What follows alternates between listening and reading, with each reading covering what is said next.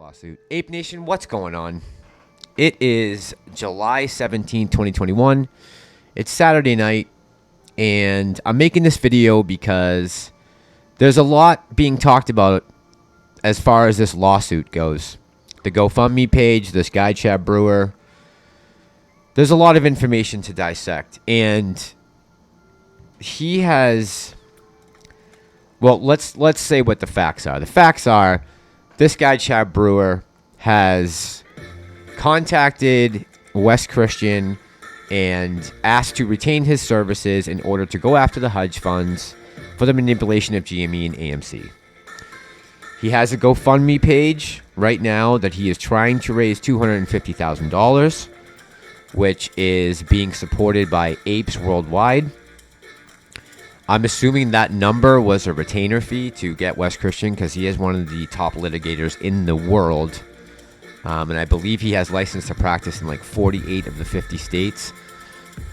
And he's got the longest, deepest history with the manipulation of Wall Street. I've done 2 videos or 3 videos on him before Wes Christian. He was in the Wall Street conspiracy movie that was taken down off of YouTube. It's back up now. If you get a chance to watch that, or I have a video called The Wall Street Conspiracy Movie in 15 minutes. It's like 3 months old. But he is the man for the job. That I can say. There's nobody who has done more research or DD about the corruption in Wall Street than Wes Christian. So in that sense, Wes Christian is the best pick. As far as whether you would want to donate to this or become a participant in the lawsuit, that's entirely up to you guys. I am just here to pass on information, and I'll give you my 2 cents on it. But let's go back. Well, first, let's listen to him, this guy, Chad Brewer, who I can't find anything on as far as his background. So I don't know anything about him. I can't tell you anything about him or what his intentions are, anything like that. You just have to take the man at his word from this video. But we'll play that, and then I have a clip from the SUPERSTONKS interview where Wes Christian goes into detail about what a lawsuit like this would entail, how they would litigate it, how long it would take, all of it. So let's start with this clip right here, and this is from Trader TV Live, and basically the gentleman here is about to ask him, what are your intentions? Start things off by just explaining, what is behind this and why you decided you were the person to lead the way. So what is behind this is 4.1 million apes with concern that is much warranted to look into what is going on inside of our financial market. And for so long, so many things seem to have been covered and buried that nobody has really gotten the opportunity to come in and come out and do what I'm doing now. We have talked about it. A bunch of apes have suggested this before. I'm not the first person with this idea. What made me do it was emotion and drive. I feel for every one of the apes that is out there. I feel for you. If you guys are watching this and you hear this, I feel for you. And that is why I am standing up for this movement.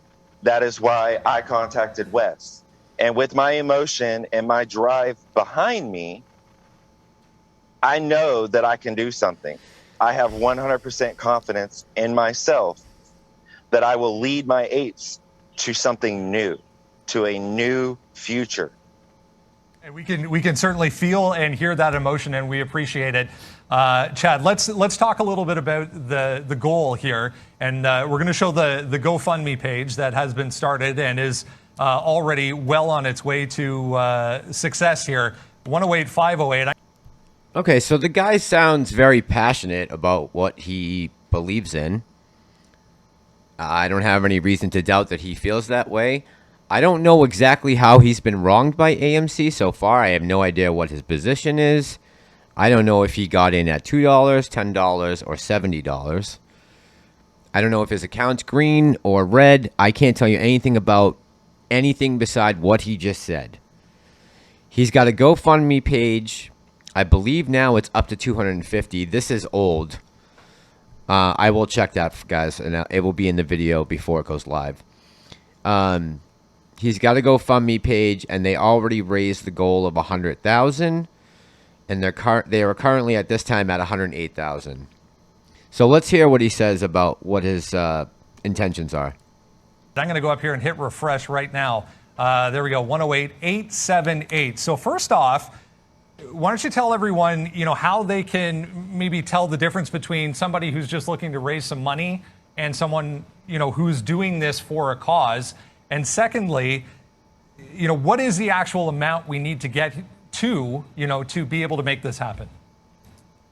So to answer your question, first off, with your first question, how do you know this is real, or how can you confirm that this is real? What I have to say to that is, when I started this GoFundMe, I had the limit at $10,000, and it was just a start. It was just are you interested? If nobody was interested and nobody jumped on board, I would have closed the GoFundMe and had everything refunded to every single investor. That's not where my commitment lies, and that's not where I knew I could reach. At $108,000, when we started yesterday, and Matt Kohrs, respectively, copyright, trade his name, just protect them. But Matt Kohrs, you know, did an interview with Wes yesterday to confirm, because most people needed to know, who was Chad? What did Chad look like? Where did Chad stand? And I'm an 8. My name is on paperwork, but I'm an 8. So who is Chad? Chad is an 8. And what does 8 stand for? All people equal. No matter where you come from what we call across the pond over in Europe, to our lovely brothers in Canada. Oh, Canada, we see you. You know, to every single American here in the United States and all around the world, all my 8 brothers, I did this for y'all. Why don't you give and everyone... for myself. We appreciate the opinion. Chad, why don't you give everyone a little explanation as to why Wes? Why did the choice of Wes was made? Well, all right, so we can talk about that, guys. Let's jump over to SUPERSTONKS video. And again, I'm not vouching for this man. I do not know him. Let's see if we can take a look and see how much he's raised so far for GoFundMe. Okay, so as of right now, currently, he is at 151,000 of 250,000. And this just basically says his name is Chad Brewer. He's an ape like us. Corruption manipulation has to stop. I'm here to advocate for apes. I'm administrative of Discord and will update. I wonder if that's free. You can find information at... Okay. So, basically, there's 4,000 apes who have donated. And they've raised about, what, 3/5 of what they need total. Let's see what the top donations are. Wow, somebody donated $7,000. Huh. All right, anyways. So that's where the GoFundMe's at for right now. Let's go listen to Wes Christian explain what this litigation would look like. Because I believe he has an example in SUPERSTONKS video from May 18, 2021. And if you'd like to, I have a video breaking down this whole interview. It's about an hour and 20 minutes long. I'll try to put the link in the end of the in the description. And I also have the Wall Street Conspiracy movie in 15 minutes, which was a 2-hour movie. I broke that down. But Wes Christian's in it, and it's all about his lawsuit with Overstock.com, how they tried to do what they're doing to AMC and GME. And he stepped in and took over the case. And obviously, we know Overstock is a very successful company today. All right, so let's watch Wes Christian and Dave, who used to work at Citadel, talk about the litigation process.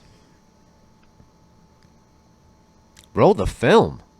I think there's 2 main questions that have been asked in the AMA thread that you haven't already covered or aren't really relevant to the situation. So over the past 5 months, we've uncovered a lot of data that suggests GME has been or was attacked by naked short sellers. I don't think there's a doubt about that in this current instance by many of us.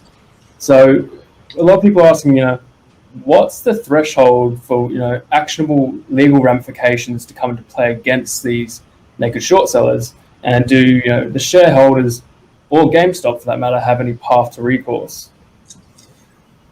I'll be happy to take that, Dave. Is that okay?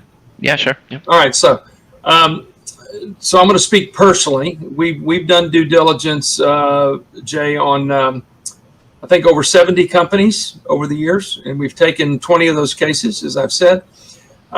So I would say the threshold of damages is probably a minimum of $100 million. And the reason is it costs, even at our level, $7 million to prosecute one of these cases, ultimately to fruition. Okay. So as you can imagine, you have to have a large damage model. That damage model can be achieved many ways. There's many different ways to construct that damage model. Typically, we've represented the company and the largest shareholders. When we look at ever representing a class, possibly, although that's not really what we've done in the past, we figured out a way to represent the issuer and ultimately to represent some of the key shareholders. We've done that because typically the issuer has the largest amount of damages, just to be transparent. And what we typically do is have them do the due diligence. So just so you know, when he's saying that, he means AMC, the company, AA, pretty much. He needs to be a part of this, I believe, is what Wes Christian is saying. Diligence with us, so we'll perform a level of due diligence, which typically the company and the shareholders pay for. And then thereafter, our mission is to take the case on a contingency basis. So ultimately, we pretty much have that down to a science. So there is ways to do the due diligence. Some of that, frankly, is proprietary to us because we've spent literally millions of dollars developing systems to identify who the perpetrators are. It's one thing to say, hey, there's 200 million shares of overhang in this stock. It's another thing to figure out on this day who are the bad people that were doing it, or on this day, and how this case works, this legal case works, is you have to do it, day by day to figure out who was it that distorted the supply-demand curve, if you will, on that given day, and how much damage ensued from that, causationally was connected to that, and then ultimately bring a case. Otherwise, you can certainly write brokers, challenge them on certain things. You can take your stock and put it in a cash account, although watch it carefully. And then ultimately, you could file something against your broker, but again, that goes to arbitration, which frankly is run by the industry pretty much. So I don't think that's a good remedy. So I think ultimately it has to be a large group that gets together if it's a shareholder group, unless you own a bunch of shares. The recent case that we filed in New York, the Harrington case, is in the Southern District of New York. We just filed it. Involves a large shareholder that held a bunch of shares of a company. And you can read that complaint. It's about 120 pages. That'll tell you some of the illegal activities in that. So basically, from my perspective, it's difficult to do it without, a large damage model of at least 100 million. Okay. And so in terms of the damages part, would you consider something that Robinhood did back in January, a part of that? Yes, I would. Yes, I would. Because ultimately, but the question is that there's two kinds of damage from that. One, damage to whatever customers they had, because my understanding is what they did was, and I'm not familiar with the facts as much as I should be on that particular situation, but what I understand is, to make sure I have the facts correct, is they would be happy to let you sell your shares, but they would not let anybody buy shares, right? All right, I'm going to cut it off there because I don't want to take too long. It's Saturday night. I know you guys, it's your weekend. So that's what it entails. You're looking at $7 million to try to litigate a case like this. AMC would have to be involved. They need to get documents from AMC. They're going to have to... It's not as cut and dry as maybe everyone might think. It can involve Robinhood, possibly the other brokerage apps, because don't forget, they shut the button off on AMC back in January too. So I don't know if his lawsuit, this guy Brewer, if his lawsuit entails all of that. I don't know. And until I do some more research and find out some more information, I'm not going to inform you guys on anything that I'm not 100% positive on. But here's what I will say. In my opinion, this is your man. If you're going to file a lawsuit against the hedge funds for manipulation and fraudulent behavior, Wes Christian is the guy. He's been doing this for 20 years, and I've been researching him now for a couple months, and his background is extensive. He knows the ins and the outs. I mean, if you watch this whole video, there's so many things that even I forgot about just in the last couple months, of like how they got rid of the FTDs from a couple weeks ago. He explains it in this video.